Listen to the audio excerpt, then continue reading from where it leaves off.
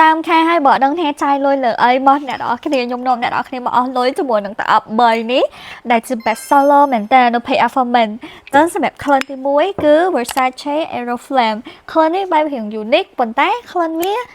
មាន client មួយដែលខូចអាចប្រើប្រាស់ប្រចាំថ្ងៃបានសម្រាប់ client នេះគឺថារៀងផ្អែម vanilla លាយជាមួយនឹង client រៀងឈើតិចតិចហើយ client បែបខូចឈ្ងុយដូច line Versace Aero ផ្សេងៗទៀតចឹងសម្រាប់អានេះគឺថាអូយខ្ញុំ rate ឲ្យ8លើ10បើថាអ្នកនរគ្នាប្រើរាល់ថ្ងៃ8លើ10តែបើអ្នកនរគ្នាប្រើយូរម្ដង10លើ10មកជាមួយនឹង client ទី2 Valentino Omo Bon Arome EDT សម្រាប់អានេះគឺថា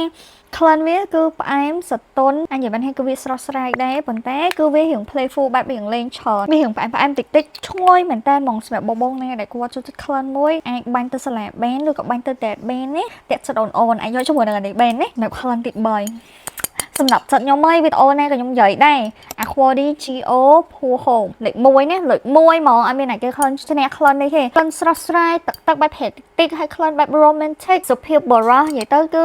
ហត់អានេះហើយគឺញៀនហ្មងហើយអ្នកនរគ្នាបាញ់ក្លិននេះទៅគឺមានអារម្មណ៍ថាដូចយើងបានចេញពីមុតទឹកអញ្ចឹងគឺក្លិនវាបែបស្រស់ស្រាយចឹងមក clean fresh មែនតើចឹងសម្រាប់តាប់3ហ្នឹងគឺបច្ចេកណាអ្នកនរគ្នាអាចបាញ់ប្រើប្រាស់ប្រចាំថ្ងៃបានហើយសំខាន់គឺក្លិនឈ្ងុយក្អូបមែនតើអានេះជាប្រភេទតាប់ដែល best seller មែនតើប្រចាំហាងយើងហើយចឹងសម្រាប់បងអូនណាដែលគាត់ចង់បានជាមួយនឹងតាប់3នេះអាចតតង page Affirmation បាន